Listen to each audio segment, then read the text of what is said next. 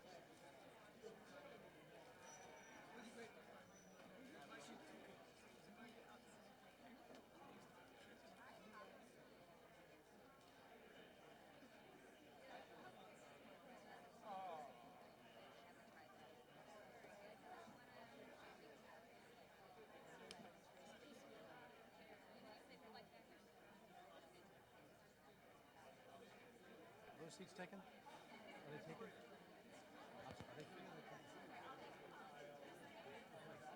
Thank you.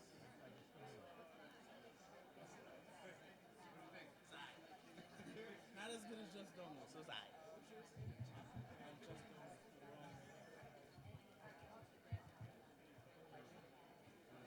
Are you saving this? Not for his cell phone? Is someone sitting there? Yes?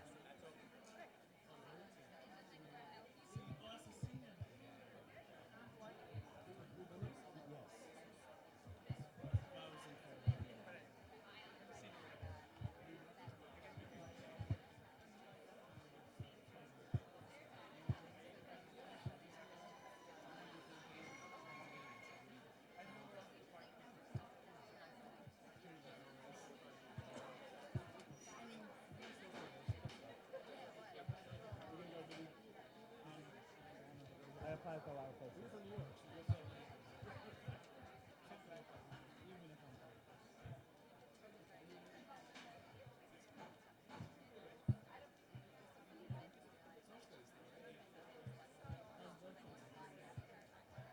Takes a stupid man. That's what it takes.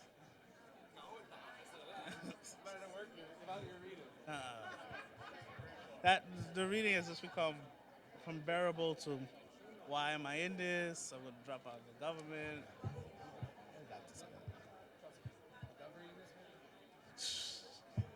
All right, man. Good to see you. Question: why you stood it up? Yeah, always stood it up. That's right. Yeah.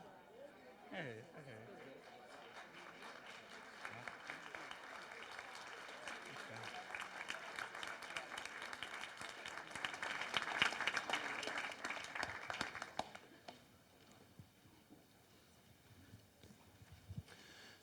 Good evening and welcome to the John F. Kennedy Jr. Forum. My name is Trey Grayson. I'm a director of the Institute of Politics, and we're excited to have this forum this evening, organized very quickly over the last couple of weeks, and I want to give thanks especially to the forum staff for working so hard to put this together.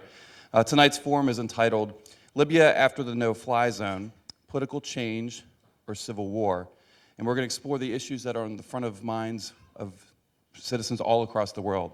Now, last night we heard President Obama address the country and talk about what the rationale for the no-fly zone and the military invention. And we're going to talk about that as well as so many other issues this evening. Tonight's panel is going to be moderated by Professor Nicholas Burns. We have a distinguished panel of experts that he's going to introduce in turn. And when they're finished discussing, there'll be time for questions at the 4 microphones. So thank you all for coming. Looking forward to a great discussion. Professor Burns. Thank you very much, Trey. Good evening, everyone. Pleasure to welcome all of you to the John F. Kennedy Jr. Forum. We're going to discuss Libya tonight, specifically Libya after the imposition of the no-flight zone, after the UN Security Council resolution. We have very distinguished guests to discuss this and help us learn about this conflict tonight, specifically Ambassador Ali Suleiman Aujali, formerly Libyan ambassador to the United States, presently representative of the Provisional Government of Libya in the United States. Ambassador, welcome. Thank you. Pleasure to have you with us. Thank you. Thank you. We also have 2 distinguished professors, Professor Dirk Vanderveld from Dartmouth College, Hanover, New Hampshire, widely recognized as one of the foremost authorities in our country, really around the world, on Libya itself, its politics, its history, its sociology. He's become a bit of a media star. Over the last couple of weeks, we've seen him on television, heard him on the radio. I've been very impressed at his analysis, and we're looking forward, Professor, to your contribution this evening. And Professor Steve Walt, my good friend, longtime professor at the Kennedy School, astute analyst of U.S. foreign policy and international politics, and really pleased to have Professor Walt with us this evening. We meet at a time of extraordinary change in the Middle East. Boy, is that the understatement of the year. Since mid-January, since those initial events in Tunisia, we've seen what lots of people are calling the Arab awakening, or the Arab revolt, or individual revolts in each of the 22 Arab countries, all different. And we saw the encouraging, really inspiring images of young protesters protesting peacefully in Tunisia and in Egypt in Tahrir Square. We've seen awakenings and revolts of a different type, a Sunni-Shia split in Bahrain that has turned violent, where the government has used its power against the Shia population, an internal conflict, a sort of a civil war in Yemen, an incipient revolt now in Syria, and I think dramatic events in each of the Arab countries. Libya, however, is in the international spotlight because peaceful protests were put down savagely by the Gaddafi regime. A rebel army rose. That army did quite well in its initial military offensive, but then beaten back by the Gaddafi forces. A last-minute Security Council resolution, a last-minute decision by the United States government, by President Obama, to join the international coalition to intervene to prevent the successful siege of Benghazi by Gaddafi's forces. And now we see the march westward of that rebel army, aided, I think, assisted by this coalition air force, and perhaps some climactic battles ahead in places like Sirte and perhaps even in Tripoli. How should we understand this conflict? Is there a way to arrest this conflict? Is there a way for Gaddafi to determine that perhaps there are no options left to him but to leave the country, or will he fight to the finish? Can this rebel army and its provisional government succeed in leading the people of Libya against the dictator in Tripoli? Lots of questions for us to answer. How should we who live outside of Libya respond to this? Are we neutral arbiters, or are we part of the drama itself? What is the role of the coalition? So lots of questions, and we hope lots of answers from this panel. We're going to have a discussion here for a little bit, for 30 or 40 minutes. I'll ask each of the panelists some questions. And then at around 6:45, we're going to open up the microphones. There are 4 of them. You're most welcome to ask a question. I'll give you some thoughts about how to ask a question successfully at the Kennedy School Forum when we get to that point. But first, let me just welcome Ambassador Aujali again to Cambridge and to Harvard University. We were really delighted when he accepted our invitation to be with us today. As you can imagine, he is in some demand. He's also under some pressure. He was the Libyan ambassador to our country. In fact, that's when we first met, when I was still working in the U.S. government. He made a very courageous decision and a very important decision, and it had worldwide repercussions when he resigned in protest, I think on the 21st of last month, in protest against the actions of Colonel Gaddafi and the Gaddafi government. That left him without an embassy staff. It left him without the support from his own country and capital, and he has become the representative of the provisional government in Benghazi. So he's here. I think we'll begin our questioning with the ambassador. Ambassador, I want to say welcome again, but let me ask you the first question. How did you arrive at that decision to leave your post and to take on this new responsibility for the provisional government? What led you to that? Well, Very important. Yeah. Well, thank you very much. It was a very difficult decision to take, but Gaddafi made it very easy for me. Very easy. Because when I was watching what's going on in Benghazi, when the women screaming, asking for some help, and the people are helpless. They've been shot by every corner, and mercenaries from different African countries wearing a yellow caps and shooting without discrimination. And I ask myself, what's going on? I communicate with some friends in different embassies, and we've been consulting each other. What's happening in Libya? And then after 2 days, things is getting worse. On the 21st, then there was some announcement saying that Saif is going to make a speech. Saif Saif Gaddafi, the al-Islam, son yeah, of, the son of the Colonel Gaddafi. Well, I said, maybe he presents himself as a democratic person, as a reformist, as the hope of the Libyan young, especially the young generation. And I was listening to that speech on the Libyan official channel, and I was just about to collapse when I heard what he is talking about. He left no option for the Libyans. Either this family rule them or they kill them.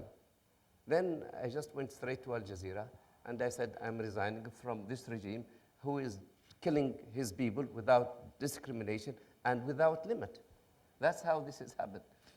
This was a speech when Saif al-Islam al-Gaddafi threatened that there would be rivers of blood in the country if the protesters did not subside. Yeah, exactly. That's what he said. That if you're not going to stop this protest, then if you are going to go ahead with it, then the judge between you and us is the arms.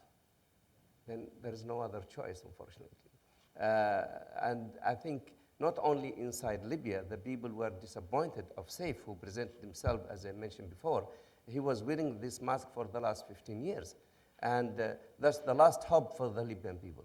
He's been playing with their feeling, he's been playing with their future, he's been playing with their hopes for the last 15 years. And then I don't think that anybody with just some feeling for the Libyan people who've been suffering for 42 years under Gaddafi, that he will stay any more minute to serve this regime anymore. So, Ambassador, 30 or 40 days ago, we saw protesters on the streets of Tripoli. And when those protesters were fired upon, when exaggerated force brutal force was used against them, this rebel army formed. Who are the leaders of that army? What do they believe? What are their ultimate objectives? Well, I think the people who surround Gaddafi, they are relative, close relative, or the security service, the leader of the security service, either from his family or from his tribe or from his close friends. This is the people who are with Gaddafi. But the point which we never expect to happen, the things we never expect to happen, that Gaddafi, he used mercenaries. He bring African mercenaries from Chad, from Kenya, and from Mali. And of course, Libya, it has a very big borders with these African countries, and they can bring them easily by land or by air. He's been using some mercenaries, unfortunately, even from Ukraine, to use them as a pilot to bring these mercenaries to Libya, because the Libyan pilots, they refuse to do that. Then this is the people Gaddafi is using to control the security and to use them. They are desperate people because they are with him. They are his right hand. They are the killer of the Libyan people. They have no place to go. Either they live with Gaddafi or die with him. Then these people, they hate the Libyan people. Unfortunately, can you ever see that a leader calling his people rats? This I don't think has ever happened. Unfortunately, this gentleman, Gaddafi, he doesn't respect his people. But maybe you ask me a question, but why you serve this regime for 40 years if you don't believe in it? Well, I tell you, I don't think that every honest man in Libya, and there are many of them serving this regime, they're not serving Gaddafi, they're serving the people. I don't think it is the right thing that to leave the country open for him and for his forces to destroy our ambition and our dreams. Then when I came here to this country in 2004, there are many Libyan, 95% Arab position. We never discriminate with the Libyan community who is with Gaddafi or who is against Gaddafi. If I am from the Revolutionary Committee, that I have to investigate every request. But we never deny any passport. We never deny any legislation for any documents for any Libyan. In fact, we help them to go. Then, for example, there are 4 or 5 people from the old government. The chairman of the council himself, Dr. Isawi, he was the professor of economy in the University of Garyunis. Dr. Mahmoud Jibril, he is a reformist, and they brought him to help to reform the economy. These 4 people, they brought by Saif, the son of Gaddafi, to reform Libya. But when they realized that they can't do anything, they try to draft the resolution, they try to reform the economy, they try to reform the juridical system, nothing happened. Nothing happened. Then they resign. And then they resign and they do something else. I believe that these people, and there are many of them, they are part of this change. Correct me if I'm wrong, there is no change ever in the history that the old regime, some of the old regime is not part of it. Just for example, if you see Nasser revolution, then he was a captain in the army, the same thing with Gaddafi. Then some of these people, they have to be around. But the people who are, their hands are dirty with blood, they are corrupted people, that's the people they will not allow them. In the future, democratic Libya, I think Libya have to be open for all the people, but except the people who are in charge of killing Libyans, who abuse Libyans. That's the people they have to face their task, and they have to be presented to the court and fair court. Libya is a small country with a small population. A small country, not in size, but in the population is very small. And the Libyans are not very ambitious to jump on the seat of Mr. Gaddafi. They only want respect. They only want to feel that they're proud to be Libyan. They only feel they want some justice, and they want help for their future, for their children, for their grandchildren. That's what they're asking. They don't mind if Gaddafi stays 100 years, as far as he's doing this. But unfortunately, this is not what's going in Libya. What's going in Libya is completely the opposite. Libya now, if you compare Libya with the other countries in the Gulf, we are 20 years behind. Why? We have the wealth, we have the brains, but we don't have, with the Libyans, they don't have a chance to say what they want and to ask what the government, what are you doing? It is a historical moment for the Libyan to get rid of this regime. Ambassador, you've had 30 days to put together a provisional government and a rebel army.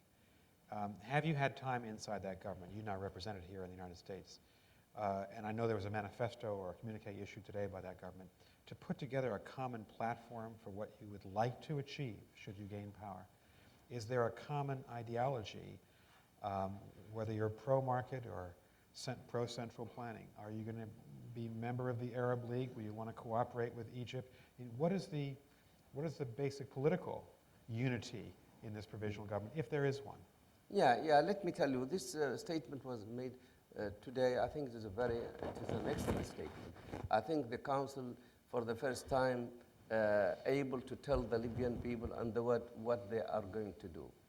I'm sorry. That's the last thing I expect. If it's important, you can... No.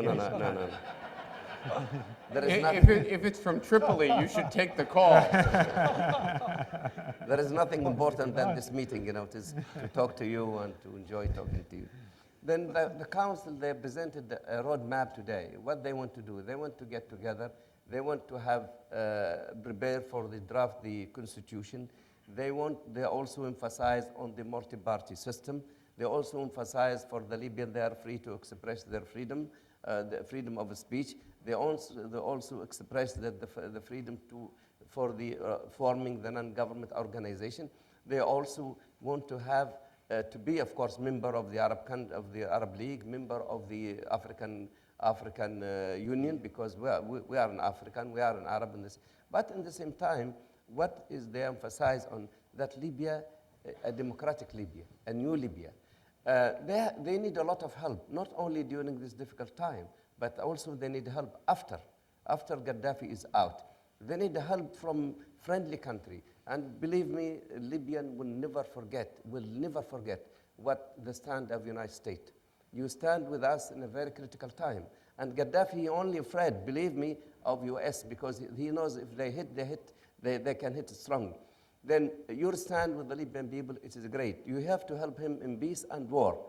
Now I think we will be able to speak more frank, we will speak with confidence, we will speak with friendship, we'll speak for one thing, that to help the Libyan people to get rid of this regime. And then when we put our plan and put our priority, I think that we will achieve our goals in a very short time. When we get our independence in 51, we have 56 Libyan graduated from university. That's all what we have. In 18 years, the monarchy, they achieved more than Gaddafi achieved in 42 years. This government, Libyan, they are talking to each other. They want to preserve their unity. This is very important. We never allow Gaddafi to separate Libya, Tripoli, or East and West. This is very important, and we want the help of the international community to help us.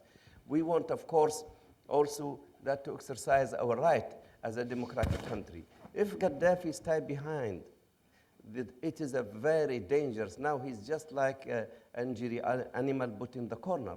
He's been hitting Libyan in peace. What about war? He will hit the West more than he will hit the Libyans, because he's the man of revenge. As I mentioned to you, Nick, when, for example, they control cities, okay, you control this city, people, they are in their houses, they don't leave them alone. And he made this is in his speech, that house to house, street by street, then he killing people wherever he get them. This is the history will be finished. Now, I hope that we'll get rid of this man very soon, and I think there is no Libyans divided among that. They have a democratic country, they have a free election, they have free of press, and they want to be friends, and they want something is very important. They want to get their dignity, and they want to be proud of their country. You don't know how much we are humiliated when we travel from country to another, and you're holding a Libyan passport, and you give it to the immigration officer, and he look at you from top to bottom. Because of the reputation, unfortunately, Libyan gained for the last 30 years. We accusing of bombing, accusing of killing, accusing of terrorist action. Then I'm very optimistic. And I think the Libyan will never give a chance for any extremist movement to take after Gaddafi. Don't believe the Gaddafi propaganda. Don't believe that Al-Qaeda is there. Al-Qaeda not in Libya. Al-Qaeda in Afghanistan. Al-Qaeda in Afghanistan. In Pakistan, maybe, but not in Libya. They have no place to hide in Libya. And maybe the only thing good Gaddafi did during this time, that Al-Qaeda was not in Libya. Libya, it will be a new member, a new democratic country in the world after a long suffering under Gaddafi regime. Thank you, Ambassador. Two quick questions before we go on to Professor Vanderveld. Can the rebels win?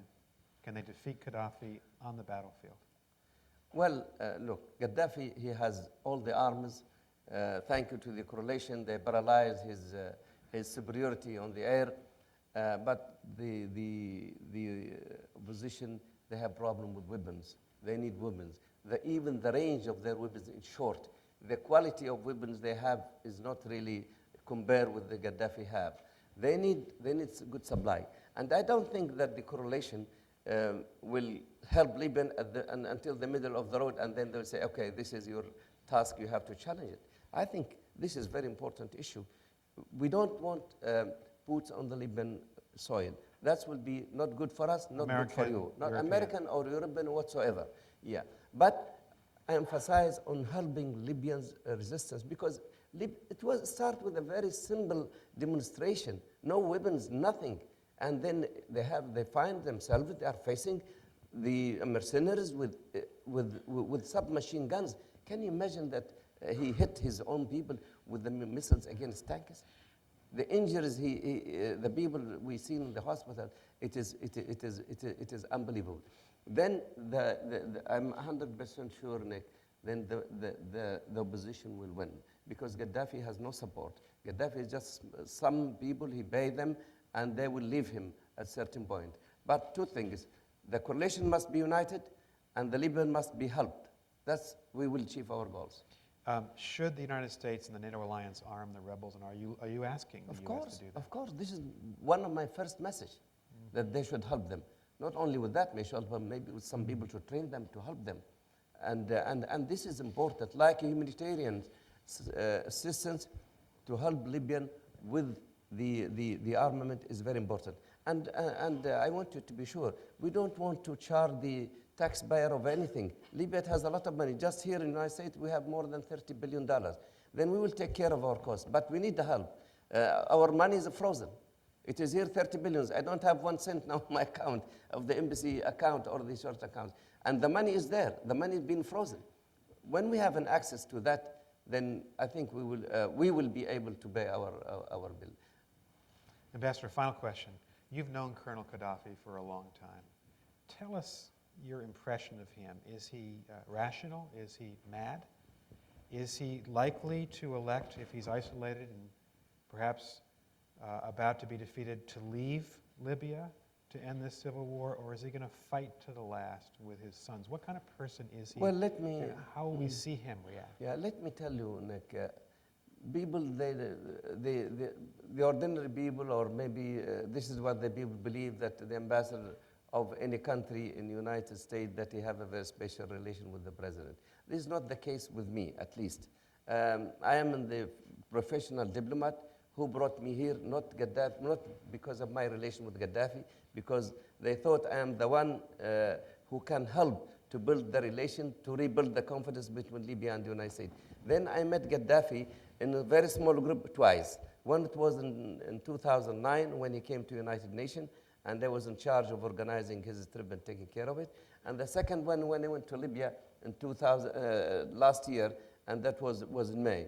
In two occasions, Gaddafi told me this. He told me, I don't know you, but the people speak very highly of you.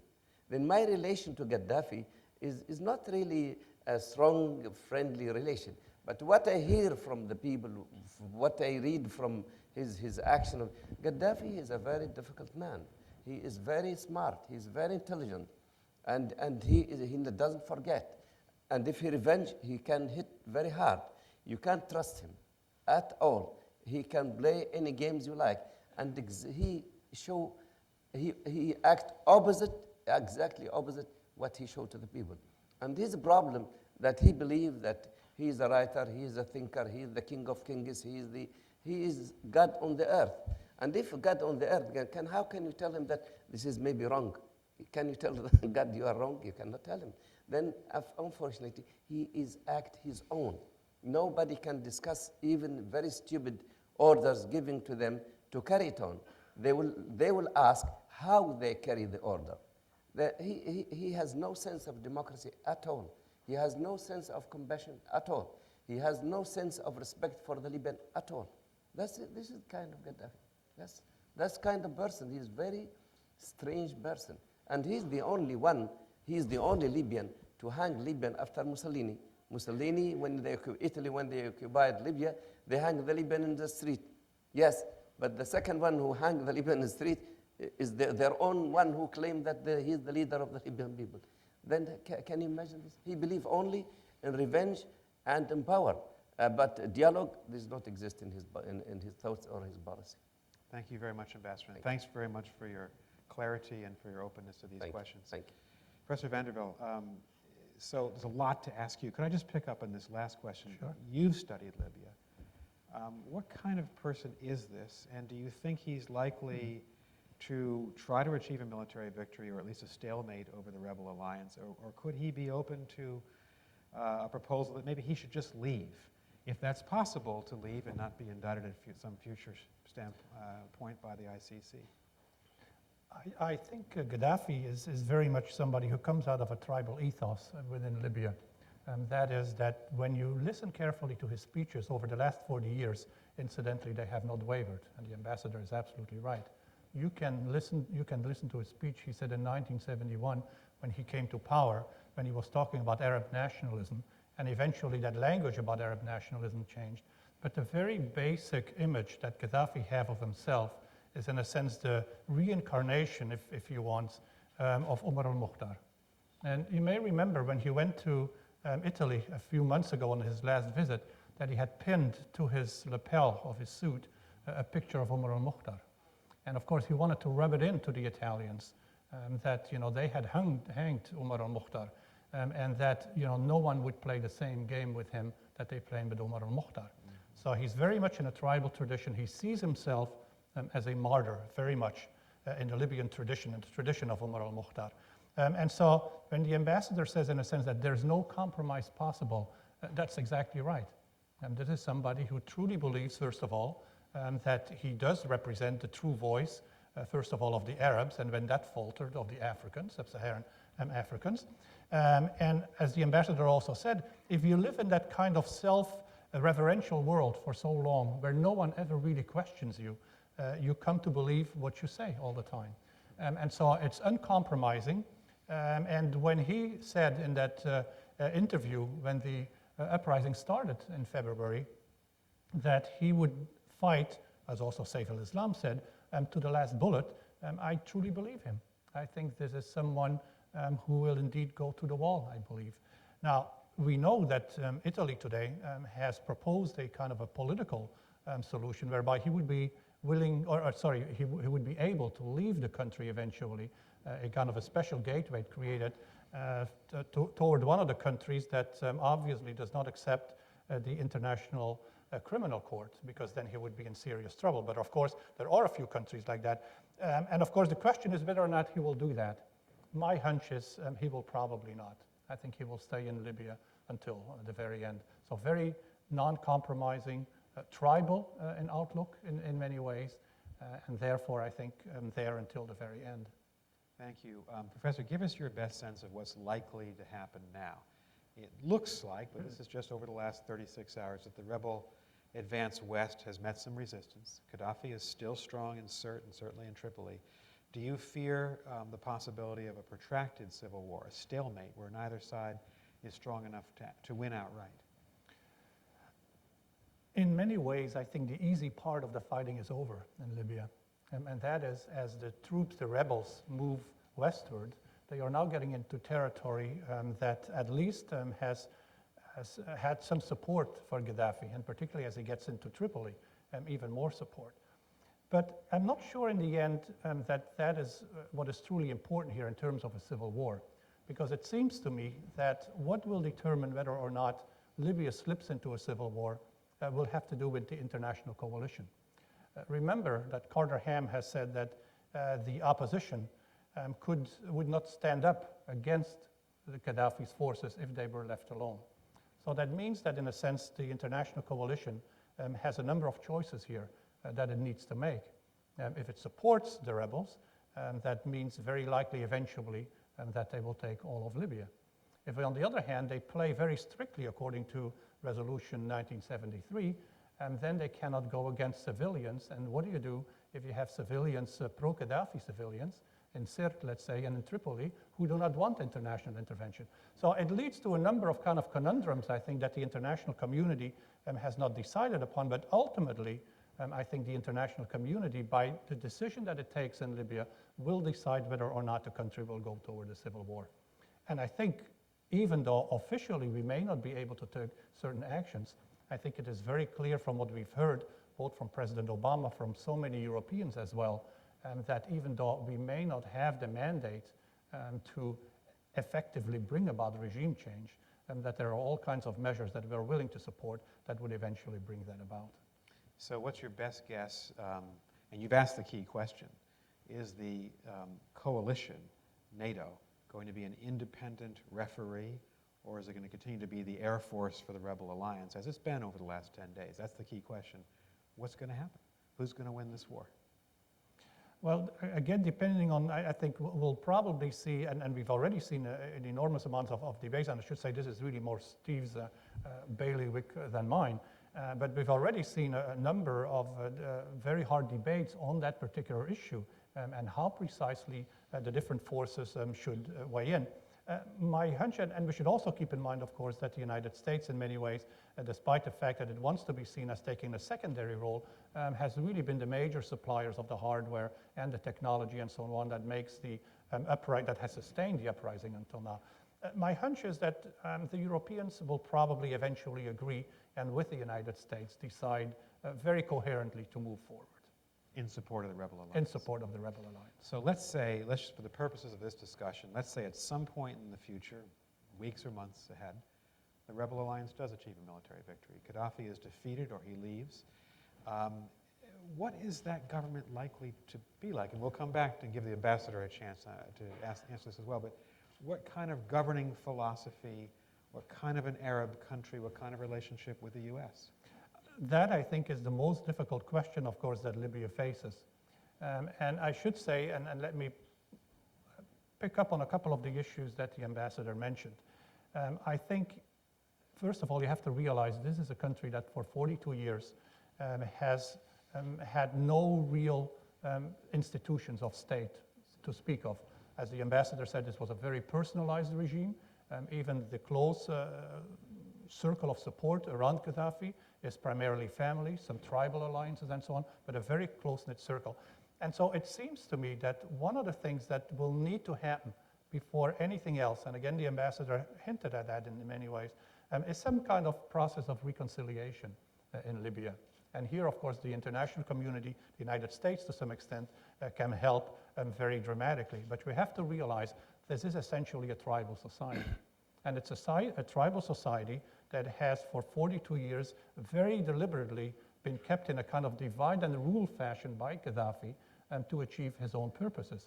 If you add to that the historical differences between the two provinces, between the two most important provinces, Tripolitania and Cyrenaica, what in a sense you have is really a recipe for disaster. Because you can think about this very carefully, and of course today we have seen a statement by the National Alliance that was put out, a two-page statement, very eloquent, laying out what the opposition sees as the groundwork for Libya. And of course, not surprising, the word democracy features very prominently in that document. But the question you have to ask yourself is, how likely is democracy in a country that doesn't even have the very basic institutions of what democratic systems need to sustain themselves? And so from that point of view, I think the Libyans have an enormous amount of work to do, and hopefully in a unified fashion, before they can even start thinking about a modern democracy, the way we in the West, the kind of liberal democracy that we in the West take for granted. Thank you, and we'll go back to you for some follow-up questions, but I want to bring Professor Walt into this conversation. Steve, so you're our analyst of how the United States is doing and the choices that President Obama has made, right or wrong. Was the president right to join the coalition and lift the siege of Benghazi? He spent most of his time in his speech last night defending that decision. Correct in hindsight? Incorrect? If it had been up to me, I would not have done it. And I think what we're seeing now is the administration, having committed itself on a course of action whose outcome is uncertain, is now going to be carried along by the logic of some of those decisions it's already made. What you saw last night from President Obama was, just as you said, an attempt to defend this decision, but to walk a very fine line.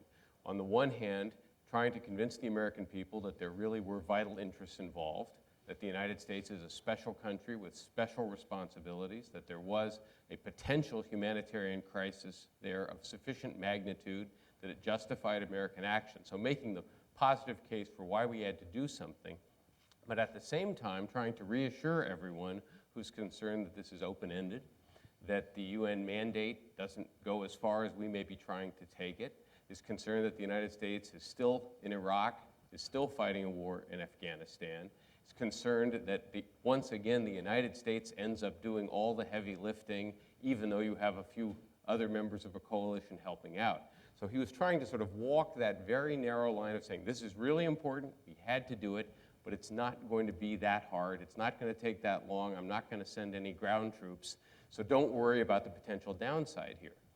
If they're lucky, and this works out as they're hoping it will, namely, by intervening, they have turned the tide, and gradually Gaddafi's forces will start to melt away. They'll sort of see the writing on the wall. His loyalty won't be that powerful, or his loyal supporters won't be that powerful. Eventually, he'll either agree to go or he'll be left without any support. And you don't get a stalemate, you don't get a civil war. The danger, of course, is if that doesn't happen, if in fact he decides to fight to the bitter end and he can keep enough people around him to make it a real fight, then the United States and its allies face a whole series of very awkward choices. How long do you stay in the game? Do you start sending ground forces? Do you send special forces? Do you arm the rebels? And if lots of people start dying as a result of what's happening on the ground, what was originally justified as a humanitarian operation to save lives doesn't look like a humanitarian operation any longer. My guess at that point is then you really do have to worry about the coalition starting to splinter a little bit. The British will say, you know, we're out of money. The French will say, well, we were willing to take this a certain distance, but maybe not all the way. The whole management of the coalition, as we saw, say, in Kosovo, becomes much harder if it takes longer than they are crossing their fingers and hoping it will. Right. I thought that the president made a very articulate, even very eloquent defense of our humanitarian obligation to go into Benghazi, that in the first part of the speech. What was absent from the second part of the speech was any focus on the issues you just raised.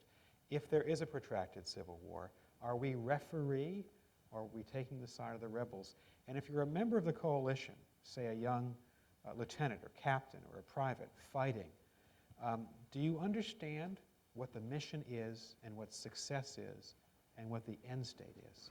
Actually, Is that a problem from your perspective? Well, I actually thought the speech was disingenuous on this point because he said explicitly that we're not going to use our military forces to oust the regime, right? And of course, he kind of has to say that because the UN resolution that justifies this it doesn't talk about doing that. It doesn't authorize us to do it. Right. But I think it's clear from the statements that the President has made in other contexts, from the statements of other members of his administration, and from what the American military is actually doing, we are, in fact, attempting to use our military to pave a road for the rebel army and to persuade his forces to abandon him. And this was actually laid out quite clearly by a couple of American military officials in the New York Times today. So there's a little bit of a gap between the explicit reassurances that we're not attempting regime change with military force and I think what we're actually doing on the ground. And that's because, again, I think the administration realizes that the best outcome here is a rapid transition of power, not a long and protracted and potentially bloody civil war. In that sense, it may be a strategy of hope rather than design. There is, I think, one other potential sort of longer-term danger, and I haven't thought this one through, but I do worry about if we are stretching the Security Council resolution maybe to the breaking point, what happens the next time you go to the Security Council and you want to get authorization for a humanitarian operation? Because there will be another next time at some point down the road, and other members of the Security Council say, well, we remember the last time we Russia, for authorized... instance, China. Right. Last time we authorized one of these, you took it all the way to Tripoli. Right. Right. So that, my guess is that concern is not front and center in the minds of the White House right now. They would just like to find a way to get out of this one as quickly as possible. Before we go to questions from the audience, two more quick questions for you, Steve. You and I both know NATO. I thought it was interesting in the last few days to see the administration say the United States is stepping back and NATO is stepping forward. The problem with that is that the United States is the backbone, the heart, the soul, and the military provider of NATO. Is it possible for NATO to exist on the front lines without the United States being on the front lines? I think probably not, and particularly if things go quickly, right? If a week and a half from now Gaddafi is out of Tripoli, he's on his way somewhere else, or then yes, then this issue sort of never arises. But I think there will be a point at which the British will tell you that, you know, sorry, if we're going to drop any more bombs for you, you're going to have to provide the bombs. And in fact, we're starting to run out of money here because this is costing us $25 million a day, and we don't have it. If you checked our, it's not clear we have it either. But so I can see, in a sense, if this is a success, NATO will get some credit, and the United States will get a lot of credit for it. In fact, most of the credit. But if this goes south, the United States will, I think, end up getting most of the blame as well. Right. Final question for you, Steve. The Italians floated this proposal today. Gaddafi should go to some country, third country, and live in exile. The Turks have been talking about a Turkish-mediated ceasefire. For what ultimate end, I'm not quite sure. Is there a diplomatic play here, a diplomatic angle that could stop the war and produce a result that everybody could live with? Yeah. Gaddafi leaves by peaceful means, not by violent means. It's hard for me to imagine, given how far we've gone rhetorically, it's hard for me to imagine that the United States or the coalition could accept a solution in which he's still in place. I don't see that in the cards. And the difficulty is, how do you give him an exit deal that he regards as credible? After all, you're driving him out of power with air power, basically, by violence. He has no reason to trust the Western community at all. What we've already heard about his personality suggests he wouldn't be very trusting at that point. And even if we say, look, you can go to this country, we'll leave you alone, the ICC will never come after you, how can he be sure that in a year from now we don't then put a lot of pressure on that government to finally cough him up so he stands trial for war crimes? It's very difficult to persuade him that we'll really leave him alone, having spent a considerable amount of time demonizing him in driving him out of power. So I think it's going to be hard to arrange that. You might be able to pull it off. But, I doubt it. But we were talking before we came out here today about this question. The International Criminal Court is now a real force in the world if you're an authoritarian dictator. Is there a country in the world of 192 nation states that Gaddafi could go to and think to himself, the ICC can't reach me? Is there one country? Well, the United States didn't ratify the International But we're not Criminal that Court agreement, so he would be immune from it here, but I somehow don't think he'll show up anytime. I think that's right. Is there any other country that he could go to where that would not, even if it wasn't a member of the ICC, not submit to an extradition document of the ICC? I think it's very hard to imagine. There might be one or two. I can't think of one. Someone in the audience may have a good Central Asian countries. Oh, yep. Okay, we've got a few. Zimbabwe, North Korea were two. That's right. Venezuela might be a third, Carl. Okay, great discussion from three experts. We thank all of you for your openness, candor, and intelligence. Let's go to the microphones here, there, and there. First come, first serve. Just a couple of rules. One question per person. We welcome dissent and alternative views, but in a polite way, obviously. And your question must end with a question mark attached to it. And just please give us your name and what you're studying here at the school. Thank you. Sure. My name is Mark Hannes. I'm not a student. I work for an advocacy organization that just merged called Save Darfur and Genocide Intervention Network. And the question to the panel is looking at the revenue stream that's propping up the Gaddafi regime. We know with the U.S. pretty successfully, quickly, comprehensively putting a asset freeze on the $33 billion and other countries following suit. But we still saw some ongoing revenues, and the news came out today or yesterday that the government of Qatar offered to provide the auspices for the rebels to get the revenue streams. I'm curious if you think that, well, one, is there some way to ensure that there's accountability for the government of Qatar to make sure that those oil revenues are actually going to responsible means? And if not, would you support a UN-authorized escrow account that we've seen being used with the World Bank and Chad to ensure that these revenues would not be used to harm people? Ambassador. But the question is asking for the assets? Yes, and whether or not the government of Qatar can be an adequate transition point for assets to the rebel alliance. Well, freeze and asset, this is one of the very important issue, and we've been talking with the Department of Treasury and State Department, and there is some good idea how to deal with the frozen assets. But still the problem that the recognition of the council. Now we have only two countries recognize the council. The provisional council, yeah, that's what I mean. Then if there is enough recognition of the council, then probably he has some access to use this money. But the idea now we discuss with the lawyers that they have maybe to appoint a trustee. The trustee, then he will be in charge of this until the regime is fall. If the regime is fall, then the council automatically will be deal with this. It is a very technical issue, and there are so many explanation and so many experts there try to deal with this. The United States government, they want very much for the council to use these assets because we need this money very much. We need it for the humanitarian. We need it for the education. We have about 2,000 students here. We have just enough money for them until the end of this month. What's going to happen to them? Then we've been discussing this issue very closely with different departments in the United States, but still I cannot tell you that we will have maybe a resolution tomorrow or after tomorrow.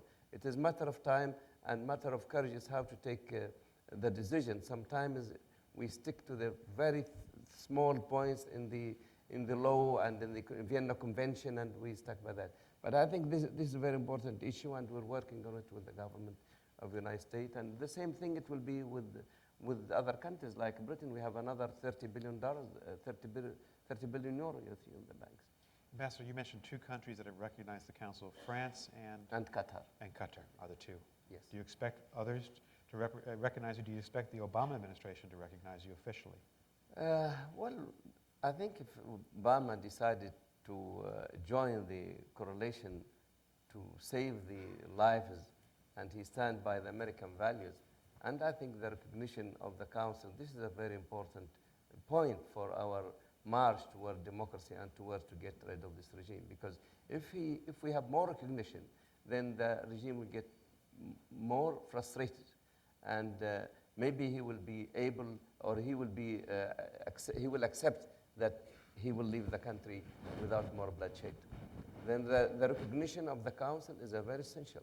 If you want to get in law discussion and philosophy discussion, we'll never get out.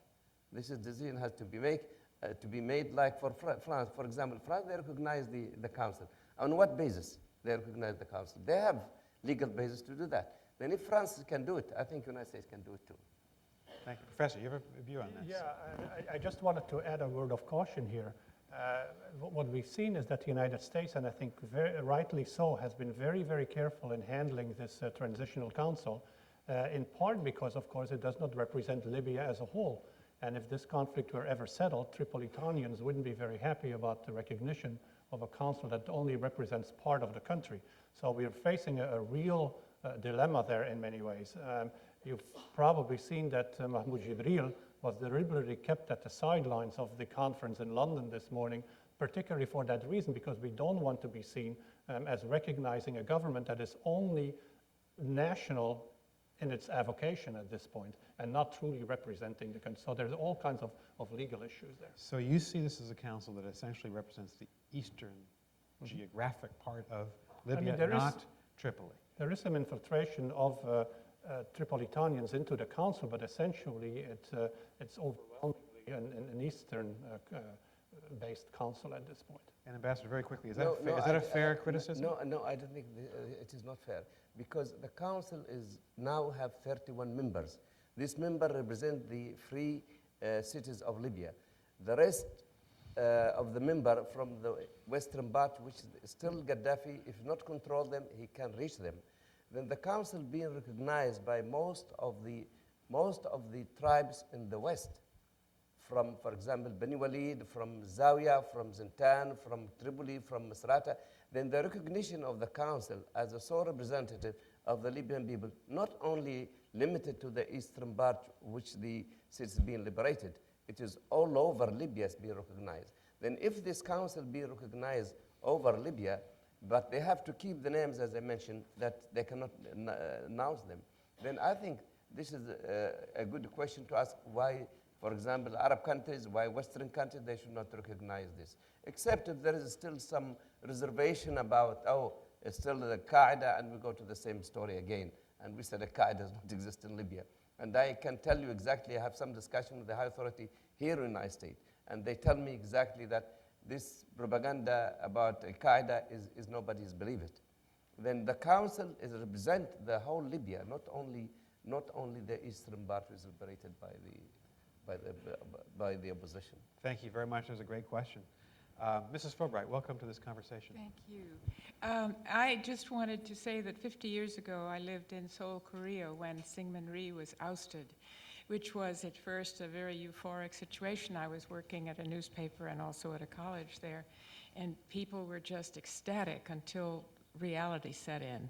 And they had a very hard road towards democracy, because there were certainly no structures, no understanding of it, and a few big egos that wanted to take over the country. So I was just wondering what Libya can do to smooth the road, to make it a lot easier than what I watched 50 years ago. The road to democracy. The road to real democracy, to participatory government, to councils that mean something, to an educated public that can vote sensibly, and so forth. Who would like to take that on? Well, as you know, Libyans, they are very thirsty, they are very hungry for democracy. They haven't practiced democracy for a long time. Of course, it will not be an easy process to set up the institution. Gaddafi left no institution in Libya. All the institution, it is act according his wishes and his will. There is no democracy representation at all. It will be not an easy task, but Libyan, they have no other choice. And this is the choice with no one Libyan, they will say no. Libyan, they want a free country, they want to practice democracy, they have to set up their institution. In the old regime, the monarchy regime, we have a Senate, we have a lower house, what they call it, and And we have, for example, the minister, they're not elected among the peoples. The minister has been appointed, but they have to be approved by the councils. Then I think that we are able and we are capable to pick up the right direction toward the democracy. No Libyan in Libya, they will fight to set up a democratic system in Libya. There is no one like that. But you have to be patient with us. And as I said, you have to help us not only during the crisis, but during the peace. Thank you. Professor, do you have a thought on that? Yeah, I guess I'm a little more pessimistic in part because, as I said, and state building is really my academic specialty. You know, I tend to think again that you need to have a number of preparatory institutions before you can really move, and I think the ambassador, you know, acknowledges that implicitly, that there are, you know, lots of difficulties. Obviously, after 40, I mean, not just 40 years, because for all practical purposes, even the monarchy in many ways, we shouldn't forget that the monarchy also abolished elections in 1952 in Libya. So they've now had 60 years in a sense of being completely not represented at all. So to rebuild that, I think, will take an enormous amount of time and skill. And that's another reason why I'm still a little bit more pessimistic, I think, than the ambassador is. I don't see any real national figures yet emerging that could really take Libya on the path of that. Now, of course, that doesn't mean they will not emerge, obviously, but to kind of go further a little bit, and here again, I would very strongly agree with the ambassador. I think here is an ideal chance for the international community where there's an enormous amount of expertise on political governance, and also in the United States, you know, to go into Libya and help that process of reconciliation, of building the institutions that will be necessary for Libya truly to become a democracy. My personal look on this always is that in the West, we're always fixated on this notion that you need, you know, national elections 6 months after a revolution. And a lot of times— Egypt, for instance. Exactly. And unless you get those first stepping stones in place, it becomes very difficult. You can see a lot of backlash. So I think particularly some Libyans that I know are also very aware of that, and I think will urge a much more cautious and slow approach, eventually go into elections, but certainly not on the kind of timetable that perhaps we in the West would like to see. Thank you very much. Yes, sir. Yeah, Jack Porter, treasurer of the International Association of Genocide Scholars. I think that, by the way, Gaddafi is more akin to Hitler than to Mussolini, and that more likely he'll bring down an Armageddon or hopefully a suicide. But the question I have for the ambassador and the panelists is, how deep is the support for Gaddafi? Or if Gaddafi dies, will the support collapse and the struggle will not last long? So how deep and wide is the support for Gaddafi? That's an excellent question. Could I just add to it for the ambassador and the others? Even if Gaddafi leaves, he has 7 sons that are very important members of the national security establishment. Could they carry on a pro-Gaddafi government without Gaddafi? Unlike Hitler. Well, I don't think that any Libyan, they would like to see any of Gaddafi's families back to inherit their father. They tell us they are the same copy. Saif, he is the man who presents himself as a democratic man, as a man with thoughts, as a man with graduated from London Economic Faculty, and he presented himself. You saw him, what did he tell the Libyans on the 21st of this month?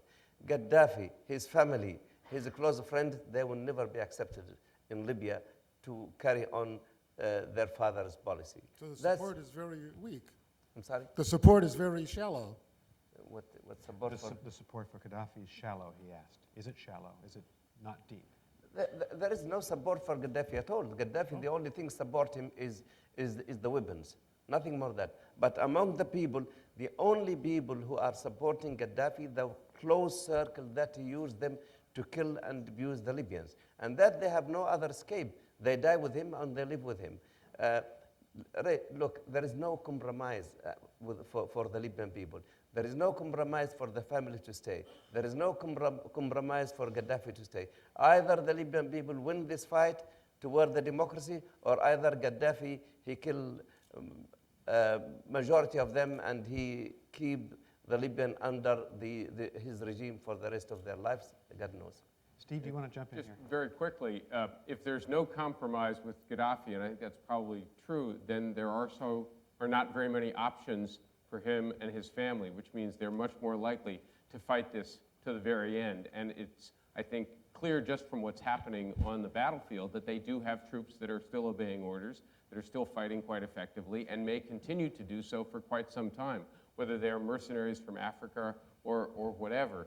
The danger that it seems to me we are facing here is the possibility that if that is what happens, they decide to fight this to the bitter end and doing this in populated areas, that the humanitarian cost may exceed what we thought we were trying to prevent when we went in. And that, of course, is the danger when you intervene in any kind of civil conflict. You can't be entirely sure that you're going to get a swift, rapid, and relatively cost-free outcome. Professor Dirk? I just wanted to add that I think the ambassador is absolutely right. I think the Gaddafi family goes together. I mean, you know, Saif al-Islam was always seen as this reformer.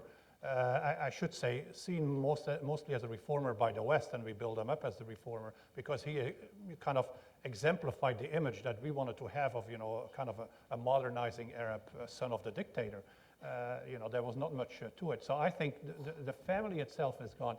I would be a little more cautious in terms of support. If you watched very carefully how the tribes were weighing in during this uprising, they weren't uniformly coming out in favor or against either the rebels or the Gaddafi government.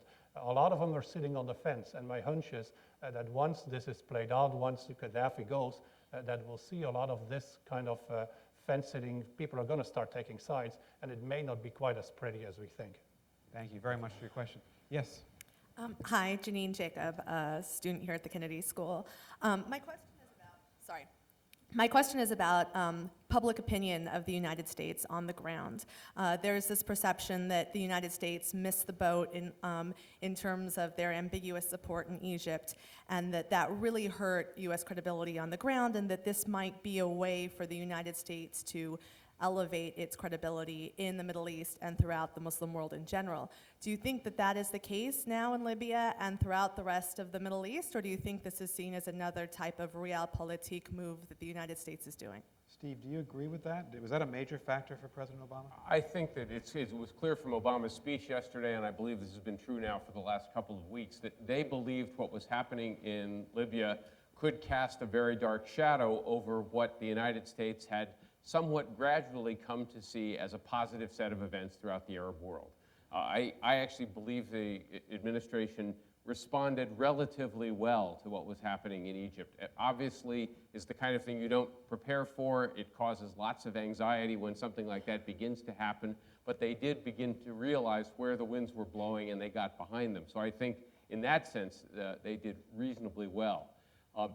What I think the ultimate effect here depends a great deal on the outcome. It's really less what Obama said last night than rather whether this looks like a successful decision made with some international support leading to a reasonably favorable outcome. Then everyone will give themselves high fives, and this will redound positively in the Arab world and elsewhere. If things go badly, however, it's likely, I think, to be seen through the sort of traditional framework of another Western intervention in the Arab world that led to the deaths of innocents, etc. And in that sense, I worry that we actually may have hurt ourselves if things don't go as well as we hope they do. Thank you. Yes? Hi, I'm Matt Noyes, a student here at the Kennedy School as well. If I could ask a rather similar question to the previous one. The Arab League called for the no-fly zone, the UN Security Council resolution, and some of the member states made very strong statements that not even the Prophet Muhammad ruled for 42 years, Gaddafi must go. But 3 days after the bombing started, the Secretary of the Arab League called to reconsider their support for the UN Security Council resolution. So I ask, what needs to be done to maintain the support of the Arab League and the Arab Street for the intervention in Libya? Thank you for the question. I think the statement of the Arab League the Saturday before the Security Council resolution, I think, was the critical factor in turning Secretary Clinton around and then President Obama. It was surprising and ironic that the Arab League would call for the United States military to interfere, if you will, in the sovereign affairs of another Arab country. But how to keep that Arab coalition together, I think only Qatar and the United Arab Emirates are actually participating in the military operation. Gentlemen, and Ambassador, you too. Well, good question. You stumped the panel. Yeah. Well, this is the first time in the Arab League history that they stand by the people. And not surprising the West, but it's surprising us. And I must say that we are very grateful to some countries who play a very important role to bring the Arabs together to decide that they will stand by the request presented by Libya. The situation in the Arab world now is very critical, is very dangerous, and I think the Arab League, they find themselves, they have to respond to the request of the people. And as Nick said, it is very critical for the West also, and for the United States and for their countries to come and to respond through the United Nations Security Council, and that security resolution is very important.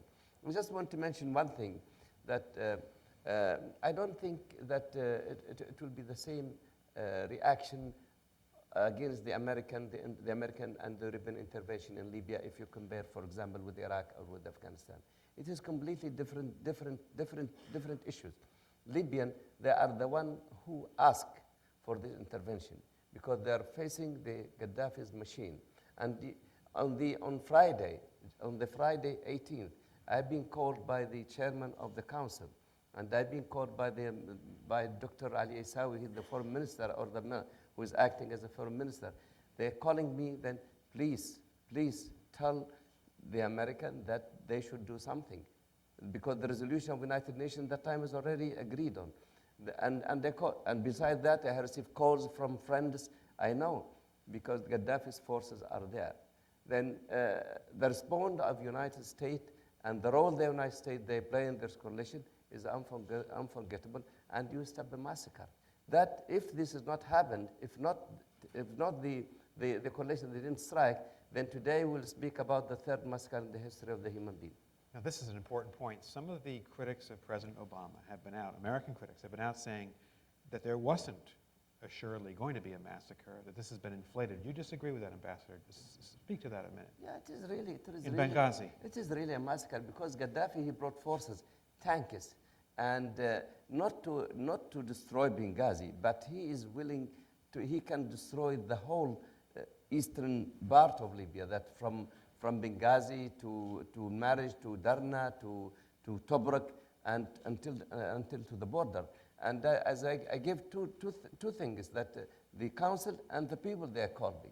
And my relative in Benghazi also, they are calling me. And they thought, oh, I am the one who gave the order to the coalition to strike. But thank God that the strike came just in the right time, only about 3 hours far from the Gaddafi forces, far from Benghazi.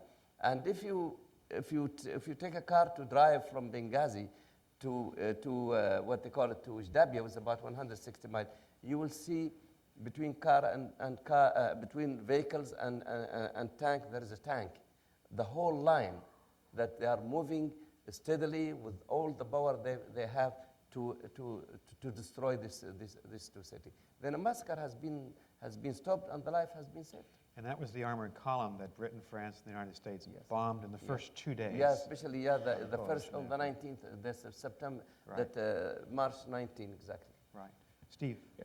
This is a great question, and I would just, I guess, encourage everyone to remember that although Libya is in the headlines right now and it's the most vigorous response the United States has made to recent developments in the Arab world, how the United States appears to Arab peoples will be shaped not just by what happens in Libya, by what happens in Egypt and how we respond to that, whether the United States can rebuild a somewhat frayed relationship with Saudi Arabia and encourage the Gulf states to move in the direction of political reform, which I think we would like them to do in spite of what's happened there, whether the United States has policies in other parts of the world or other parts of the region, including the Israel-Palestine issue, that now becomes somewhat more palatable to Arab peoples who are going to be, I think, listened to more by their governments regardless of what happens. There's an awful lot in play here, and it would be unfortunate if we and the U.S. government get so focused on the situation in Libya that we lose sight of all those other issues and don't handle those well either.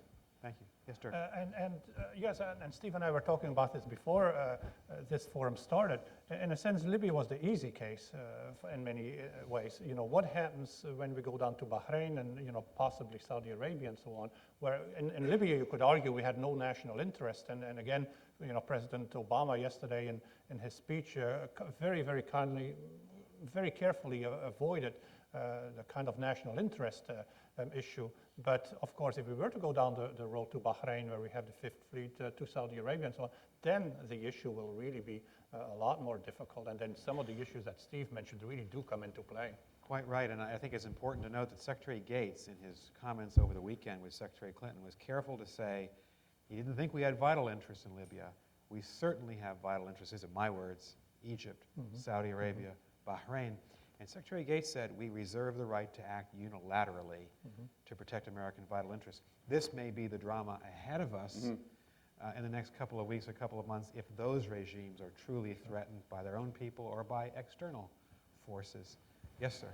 Hi, I'm Roger Whalen from Santa Barbara, California. And first I wanted to compliment the panel. It's been a wonderful evening, and particularly the ambassador. Your people should be very proud of having such a candid, sincere man, and we feel happy that you're here.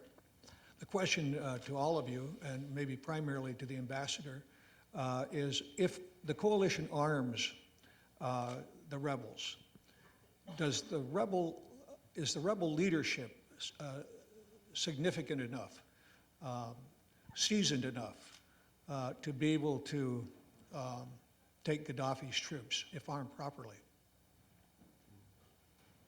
Well, if I understand your questions, you know, after the strike start against the Gaddafi forces, we see the change on the ground. Then the opposition, they start to march from east to west steadily. But still, until today, Gaddafi still has a lot of power. He still has tanks, artillery, and he can hit and he can fight back. I think the mission of the coalition is not finished yet. They still have a responsibility to protect the Libyans from Gaddafi's regime. They are not fighting the ordinary people, they are fighting the brigades of Gaddafi's. This march have to be completed to the west. Tripoli is suffering. This is the capital of Libya. It's still under siege. It have to be rescued. Misrata, now it is under shell for the last 5 weeks. It have to be rescued again. Then the mission of the coalition is not completed, because still Gaddafi is a dangerous, very dangerous to the Libyan and to the Libyans and to the civilian in general. A strike, in my view, they have to be continuing to stop Gaddafi from using power, from using the artillery and tanks against his people. The march to the west to rescue the people who've been under Gaddafi. Then if the resolution of United Nations say to protect the civilians, then the civilian is still under fire of Gaddafi. Then the mission has not completed. The mission have to be there, and they have to strike when it is necessary. And then the Libyan, they will take the Gaddafi out from where he is in now. Thank you very much, sir. Yes, sir. My name is Kimani. I'm a freshman at the college. And my question is, given whether the intervention has raised the stakes such that Gaddafi feels he must fight to the end, and if this is the case, does the international community have the duty to help the rebel fighters, whether through arming them, training, or perhaps actual physical intervention? So Steve, maybe you're best placed to, we talked about a little bit about this. Will the mission, which is right now quite limited by the UN Security Council resolution, have to be transformed if there's a stalemate? I think that you would not be able to get the UN Security Council to approve another resolution expanding the mandate. I suspect that there would be enough reservations, possibly even vetoes by Russia or China. So you would not be able to get a formal extension. What you might see happen is the coalitions saying that under the UN doctrine of responsibilities to protect, we feel we have to complete this along the lines that the ambassador just laid out, and that therefore they would essentially take it upon themselves to go beyond what the original UN resolution was, and basically claimed that failure to do that would lead to a larger humanitarian crisis down the road. My guess is if we get to that point, it's going to become much more politically controversial. Some of the members of the coalition may step back. Some of those other countries that are not formally part of the coalition that have been more on the fence will become somewhat more vocal. And if the result of this is, as I think I said at the outset, much more large-scale bloodletting, then there will, I think, be much more recriminations both within the coalition and here in the United States as to whether or not it was the right thing to do from the very beginning. I think, again, it is often easier to start these things than it is to finish them because the opponent has options as well and doesn't always cooperate with what the coalition would like to have happen, namely for him to simply leave. This is, I think, a very important point to your question, answer to your question. I'm a former ambassador to NATO, very pro-NATO, but the disadvantage of a multilateral alliance of 28 members waging a war is it's a fractious alliance, and it's truly democratic, small d. And I think if we get to the point where Steve is saying we have to make some fundamental decisions to alter the mission, I can see the NATO alliance fracturing over that. And it may be in that case that you have to form a very small coalition of the willing. That's a phrase from the Bush administration, where a couple of countries get together to exert their will because you can't get agreement around a table of 28 countries. This is actually a weakness of using NATO, I think we have to admit that. And it also, providing arms to the rebels, I think, would be relatively uncontroversial. But if there's a point at which we've been unable to get this to a final decision and President Obama is asked, well, you said you weren't going to send ground troops, but are you willing to send a few? Or willing to send people to train? For all we know, we already have special forces operating there, possibly intelligence assets already in the ground. Are you willing to send more? And we've seen this movie in a number of other contexts where what begins as a relatively small, discrete, intended to be limited operation turns into something much longer. We're all crossing our fingers that doesn't happen because that's better for us and also better for the Libyans. But you can't rule that option out. Thank you very much. A great question. We've got time for 3 more questions. We have 3 more questioners. So we'll have short questions, and we'll try to be very brief here, too. Yes, sir. السلام عليكم سعادة السفير مرحبا سعادة السفير أساتذة. My question has 2 components. The first one, knowing Gaddafi will not be a man of compromise. If it comes to ground troops, will you think that the provisional government will accept troops, let's say from Qatar, Emirat, Maghreb, or Jordan, under United Nations umbrella with the support of the allies, the United States, France, and the UK? And the second component is, I'm so sad. I'm an Arab American from Morocco originally. I'm so sad to see that l'Union du Maghreb Arabe has completely been obsolete in this. There is totally no support at all, neither from Tunisia nor Egypt. Some very timid support from the King of Morocco, but nonetheless, it's absolutely still nothing. Do you still think that there is a future later for a free United Arab Maghreb to play a role in Libya in the future and really take this alliance forward? Thank you. Do you want to take the second question, and you'll take the first question? I'll take the one on the AMU. Why don't you just begin? Is there a chance, are we going to see unity among the Maghreb countries to support your movement or not? Yeah. Well, unfortunately, the Maghreb, what they say is born dead, from the beginning because of the conflict between Algeria and Morocco. If the Maghreb countries, they don't help you, that's fine. But they work against you, this is the problem. Unfortunately, there is one country, which maybe is not good of me to name, they are against the people, against the revolution. And even maybe they're giving shelter to some of the Gaddafi's families. And unfortunately, we've been told that some mercenaries, they came through this country. You mean Algeria? Well, I don't say Algeria, but I said one of the Maghreb countries. He's a very good diplomat. He's a diplomat. That's right. Yeah. Then this is, of course, that's unforgettable action, and at least this is not the time for any country, especially from the Ummah, that act against the Libyan. At least if they stay neutral, we do understand. And we are very lucky that the Libyan people raised after collapse of the regime in Tunisia and in Egypt. Just imagine if this has happened when Zain al-Abidin in the west and Mubarak in the east. Right. Now the borders are open, the Tunisian they're helping, the Egyptian they're helping at least the refugees to go safely and for some medical treatment. I think maybe there is a lot of changes coming, not only in Libya. I think we will have a new, it will be a completely changing taking place, in not only in Libya and Tunisia. There are the rest of the Maghreb countries. I think some of them they're having a real problem. Then we hope that one day we'll be able to work something together, you know. But at the present time, I think this is a great upset, you know. Beside the crisis between Morocco and Algeria, now I think also the thing is getting worse in the If it comes to ground troop, will you accept troops from, let's say, Did you Qatar? say if it comes to ground troops? Ground troops, absolutely. Do you think they will accept Arab troops from, let's say, Qatar, Emirat, Urdun? Well, I think maybe the Arab troops are more acceptable than the foreign troops, you know, if the Libyan, they need them. But I think instead of Arab troops, they come to Libya and there's complication and the relation. And I think if the Libyans just get enough support, we've been training. Personnel, I think we have. But we need two things: supply of the armament and the continuation of the correlation strike for the Gaddafi forces. Thank you. Dirk, did you want to say something? I just wanted to add a word on the AMU, on the Arab Maghreb Union, which, as the ambassador said, in many ways was stillborn.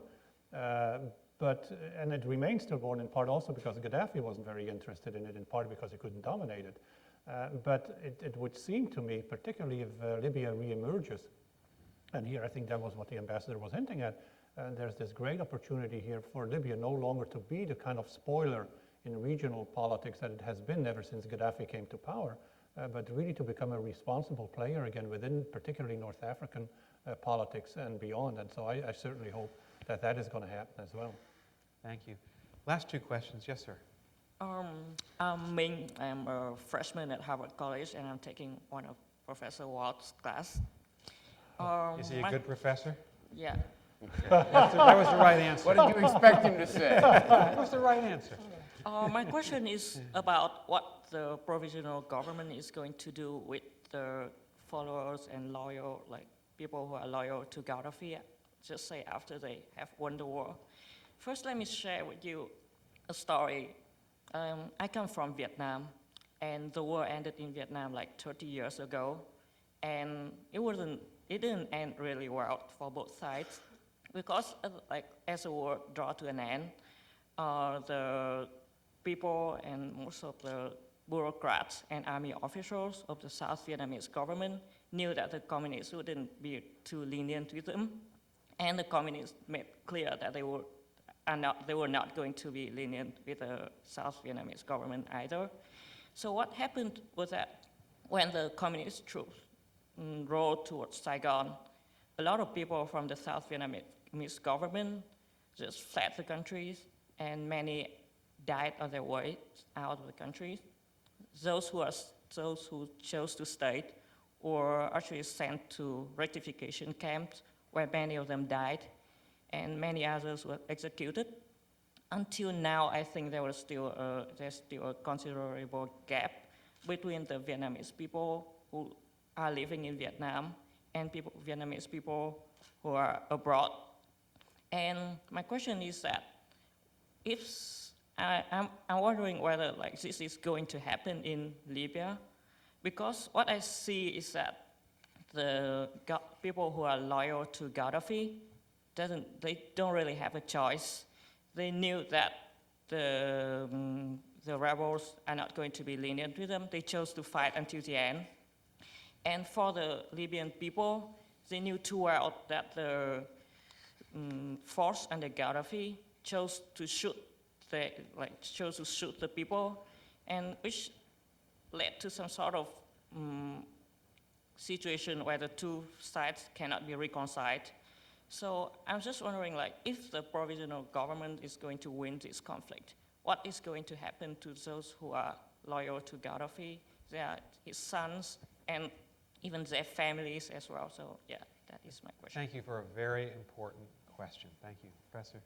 Well, one of the things I have advocated from very, very early on when this conflict started was what I think Libya needs is truly a kind of truth and reconciliation committee, the way that South Africa, for example, had it. Because this is a society that is riven and that where the divisions between individuals, between groups in society have deliberately been exacerbated by Gaddafi in a very classic divide and rule fashion.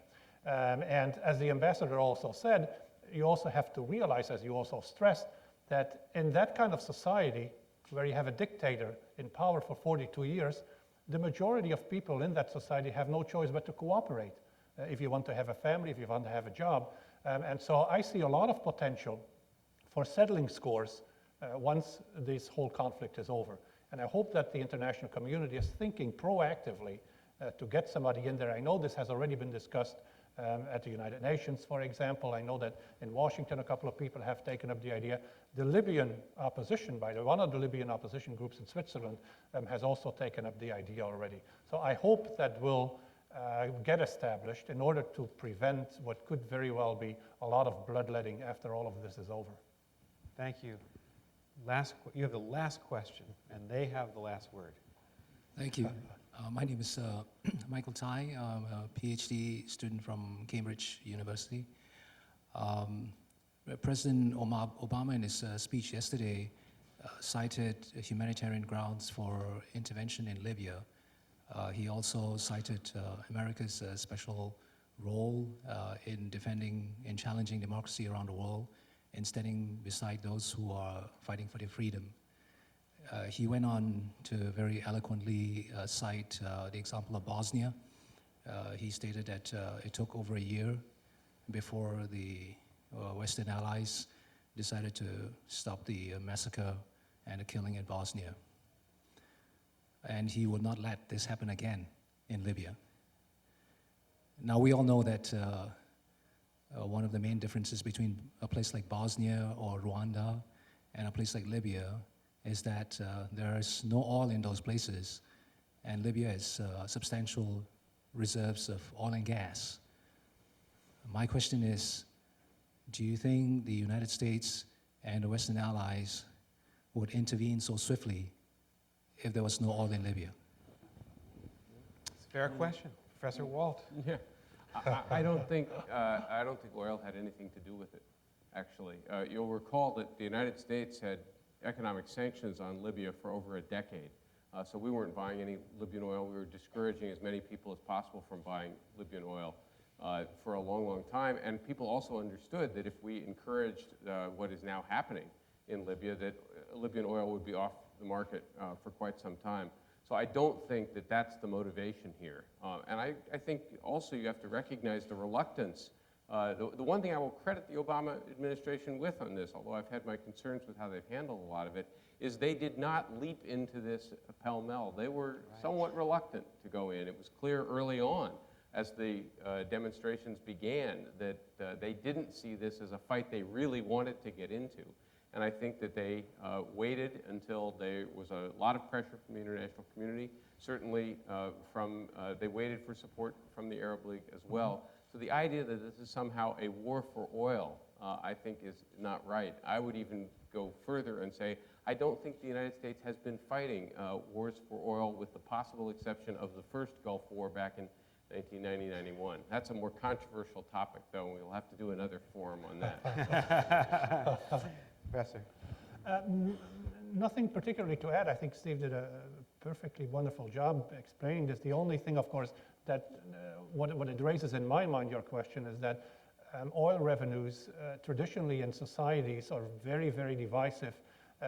They give actors within societies all kinds of ways to defect rather than cooperate. The fact that we've already seen the question that was raised about the oil shipment to Qatar, and whether or not that's going to be subject to an international commission, something the United Nations has already started to think about also, I think is terribly important, because my hunch is that, again, once all of this is settled, that we'll start to see some fallout in Libya over who is going to be in control of the oil revenues. And as we know, You could perfectly divide the country in a sense and have Cyrenaica go its own way and have Tripolitania be dependent on the elephant field and so on. That's perfectly possible. So I think oil revenues will play a role one way or the other. So that's an indirect answer to your question. I want to give the ambassador the last word. And thank you for your question. Is there a 30-second intervention that either of you would like to make? Is there something we didn't talk about or a point you wanted to leave us with of how we should understand this conflict? I would just add one other thing, and I don't want to be overly cynical about this, but I hope that everything the ambassador said about the way the provisional government would proceed when it's in power turns out to be true. But there is a long history that when peoples are seeking foreign assistance, one of the things they do is they tell the foreigners what they want to hear. Right? And it's not surprising, therefore, we're being told that all will be well and democracy will be created there. I think Professor Vanderveld has made it clear that creating democracy is not going to be easy. I think the ambassador understands that as well. I personally also don't think we know very much about the anti-Gaddafi forces. I think it's easy to imagine that they are preferable to Colonel Gaddafi. That's a low bar to clear. I think we have to, I think we have to recognize that this is a society that most of us don't understand particularly well, and getting a desirable outcome is not going to be easy, and it's not going to be quick. Professor Vanderveld. Very quickly, I mean, this is a country that in a sense has never truly existed as a modern state with the institutions of a modern state, not even during the monarchy, certainly not during Gaddafi. And so I think that the challenges are reasonably high, and why I'm reasonably optimistic. I'm also quite cautious in light of what I think both oil revenues, the lack of institutions, the lack of national identity in a sense in Libya could really bring about. And so I hope it's going to be optimistic, and I hope certainly that the ambassador is right in everything he has said. I'm just holding judgment at this point. I want to thank Professor Walt, Professor Vanderveld for really great insights, and I want to give the ambassador the last word. Thank you for coming from Washington. Thank you for being with us. Anything you'd like to say in closing? Well, thank you very much, and thank you to the United States. And I just want to make maybe two small comments. First of all, I hope that the action of the United States will not be misinterpreted. We look to the action of the United States to act and to participate in this correlation that they stand by the American values. And what the United States did now, that will change also the image of the United States in the Arab and Muslim world. This is very important. If you compare between the intervention in Iraq and the intervention in Libya, this is a completely different issue. But the intervention in Libya, that will give the American more respect, more credibility in the Arab and Muslim world. The second thing, that there is no way that the intervention of the United States, that because of the economic interest in Libya in the first place, if the Libyans, if they don't sell their oil, then what they're going to do it? They drink it? They have to sell the oil, of course, to the west or to the east, whatsoever. The third thing, that the democratic process will not be easy. And I think three of us, and including you, Nick, that it will not be easy. But the main thing, that there is determination that we have to go through the process, through the democratic process to establish a new Libya. This intention, it never exists in Libya. We've been ruled by the third international theory, which Gaddafi he put, and that theory, if you go through it, you come out with nothing. You say it is talk about democracy, democracy, democracy, but there is no democracy in it at all. Like somebody, he's selling vegetables and fruit, and he said, he wrote on his shop that he's selling vegetables and carrots and banana and this. And they said, if you just say this shop is selling fruits and vegetables, that's it. Then you see everything about socialism, about equality, about this. But in fact, it's the theory which gives no space at all for the people to act and to exercise their democracy. Believe me, what the United States did is the right thing, that you will see the reaction, but in the same time, you have to see the opposite reaction.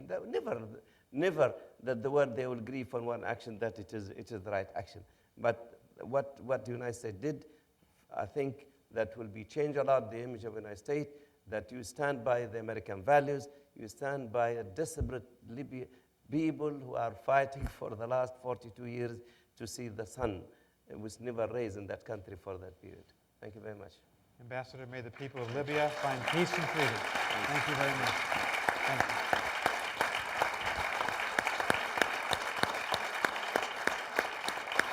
Thank you all for being with us. Appreciate it.